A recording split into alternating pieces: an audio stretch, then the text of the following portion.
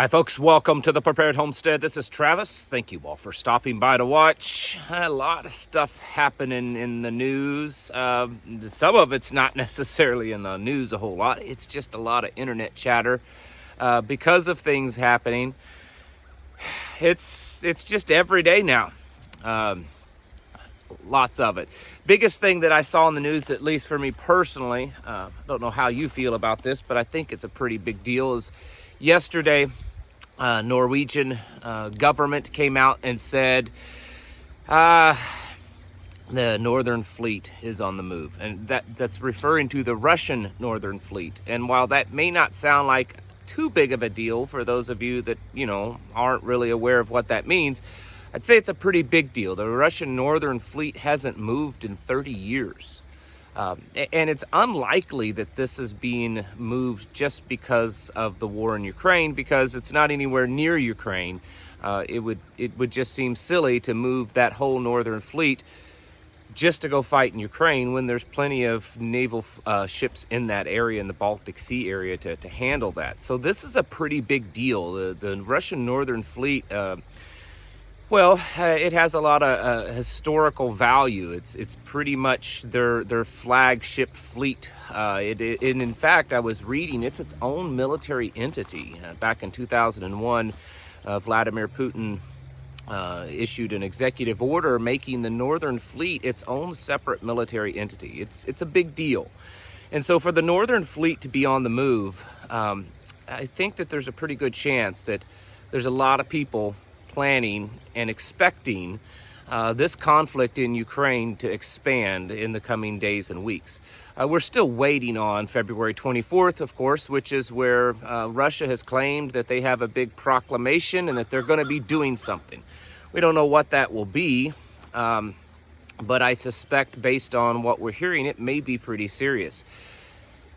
Here back in the States, I'd say a lot of people in the know are starting to get ready. I've been getting more and more people that are actively in the military contacting me, and some of these people are fairly high up. They're officers and positions of a little bit more know than the average soldier or airman or Marine.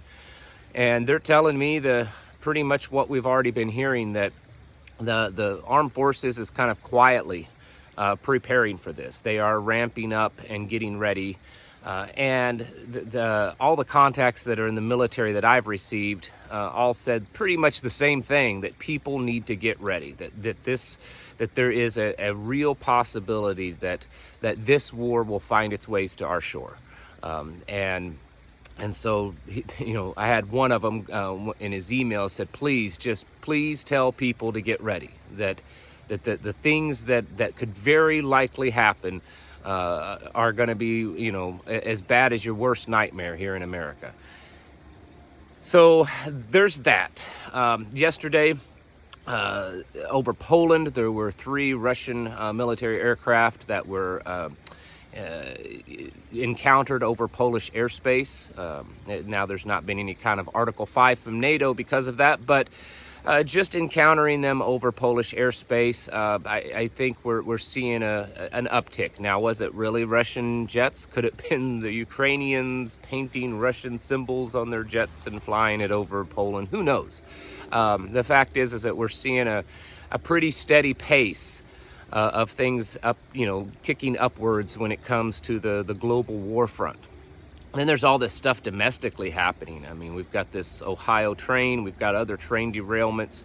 I think, and I don't want to downplay the severity of, the chemicals and the danger and all that kind of stuff. So don't get me wrong there. I'm trying to look at it at a different angle for a moment. And I think what we're seeing is just a lot of chaos and confusion, like I talked about yesterday. There's a lot of things happening domestically, whether they're good or bad, good being things like, very possibly the Epstein files being, released and then bad with things obviously like the Ohio train derailment. But we're seeing just a lot of stuff, and there's a lot of chatter online because of all this stuff. And I often wonder how much of the the internet chatter and all the confusion and the misinformation, because there's misinformation on both sides. How much of that is quite possibly Chinese or Russian interference, kind of their counterintelligence programs, getting in and just causing more confusion? I don't know. I have no evidence of that, but it does make me wonder, because that would be a pretty smart thing for them to do, to just get the Americans in such a tizzy and in such a state of chaotic confusion, that it would make it much easier for them to actually make a move on us. Also, the same thing with the UFO, whatever, the silliness there.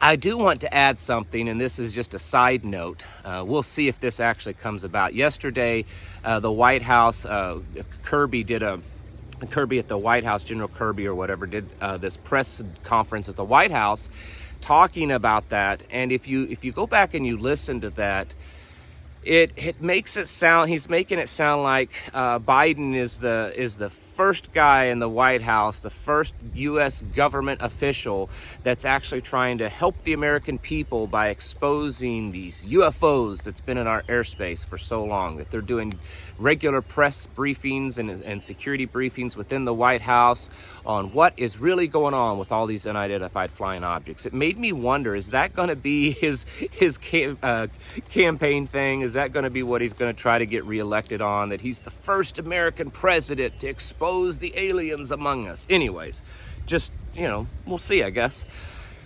The point is that there's a lot of stuff going on. And typically, when there is a lot of stuff, a lot of confusion, a lot of chaos, some of it's legitimate, very, very legitimate, Some of it's hyped up. Some of it may just be complete fake news. But we're seeing a lot of it happen. And then kind of reading between the lines and looking behind the scenes, you're seeing stuff happen on the war front with, China and Russia. We're seeing things happen with the economy, with the digital dollar. I mean, we're getting pretty close to that May date that the Federal Reserve was saying would be the day that they would most likely kind of unveil their Fed coin, digital currency. We're seeing things happen on a global stage in that way that could greatly affect bringing it in. And think about it. If there was a lot of chaos and confusion and people got scared and started withdrawing money from the bank, would there be a really big excuse and a reason to say, well, now we have the digital? I've seen articles just in the last week that the amount of people withdrawing money from their 401ks have increased drastically, just trying to pay bills. I've seen certain investment firms put restrictions on the amount of money they can withdraw from investments. I've seen things online, people make claims, although I cannot substantiate any of it, so please don't put a whole lot into this. But a lot of people claiming that they work at this bank here and this bank here, and they're seeing an increased amount of people withdraw money from the bank. It makes sense, but I have nothing to back that up and verify that. So it's one of those little data points you put off to the side for just in case. We're seeing a lot of this, and typically when there's a lot of chatter, a lot of flack being thrown up into the sky, it indicates that there's something there. And so, much like I spoke of the various military personnel that's contacted me saying, yeah, things are bad, they're getting worse, tell people to keep getting ready, the military's getting ready for something, and keep it up. We should be doing that also. Just in the last week, I spoke yesterday about ammo shortages. And then I saw an article that the United States is now saying that they're not sending any long-range missiles to Ukraine because, well, we don't have any. We just don't have any. Most of the European countries like Germany and France and Italy have about a day or two of ammunition, artillery shells to fight. We have sent, I looked it up, small arms, I'm talking like rifle ammunition, we have sent in the last year about 100 million rounds of small arm ammunition over to Ukraine. And that's not including the hundreds of thousands of rounds of artillery and other things. That's not even including what Europe has sent to Ukraine. That's just the United States. So there's a lot going on, a lot being used up, and a lot of movement, and a lot of confusion. And I think that is to me an indicator in itself. It's not even what the confusion is. It's just that there is a lot of chatter, a lot of confusion, a lot of, this is happening and this is happening and this is happening and this is happening. Why aren't we focused on this and this and this and this and this and it's overwhelming. And I think that's a big part of it. It overwhelms people, and we're unable to focus on any one particular thing because we're overwhelmed trying to see everything. I think that's part of this manifesto, this focus that is very commonly found in communist theory, is to just the confusion, the overwhelming of too much, and where people just aren't able to focus. So it doesn't mean not to focus on anything. It just means to take all this in and realize that because there's so much, there's probably a pretty good indication that things are being planned behind scenes to be done, and we should be aware of that. I do believe that among the many things, the very real possibility of World War III is something that we should be getting ourselves just ready for that. I know there's the physical preparedness, but just really internally, mentally, emotionally ready for that. This deal with Ohio, it's awful. In some ways, some of the information I'm seeing come out from the people that actually live there doesn't sound nearly as bad as the stuff that's being spread around online. So it's getting really difficult. There's very difficult. Most of the news footage and stuff that's still being spread were things that were taken days ago. And a lot of people that I've seen online saying, hey, we live here and the fire's been gone for days. There's no smoke, skies are clear, animals are running around, birds are flying, and we're going back to normal. Is that the PSYOP? Is the PSYOP to make people to believe that it's going back to normal? Or is the PSYOP to keep people in a big tizzy and panic over this, and trying to keep people just in a big state of confusion?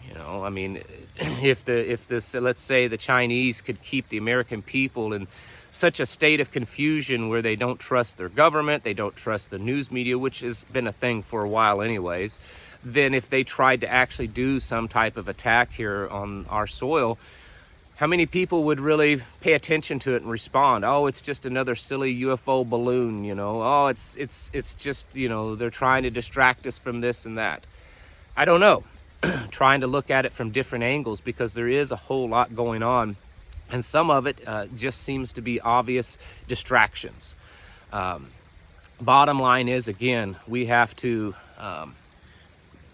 focus internally. Yes, it's good that we notice all these things, these little data points out there. This is happening, and this is happening, and this is happening.